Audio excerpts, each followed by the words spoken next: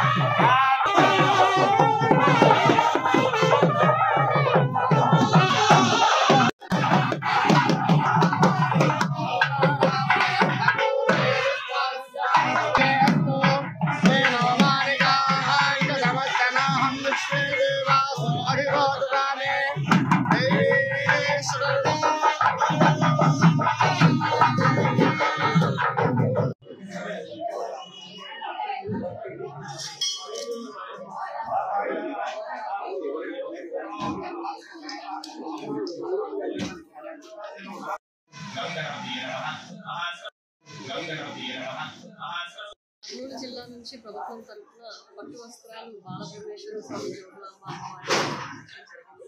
ఇది ప్రతి సంవత్సరం ఆన్లైన్గా వస్తుంది కాబట్టి ఈ సంవత్సరం కూడా పట్టు సమర్పించుకొని అమ్మవారి దర్శనం తీసుకోవడం జరిగింది. Thank you.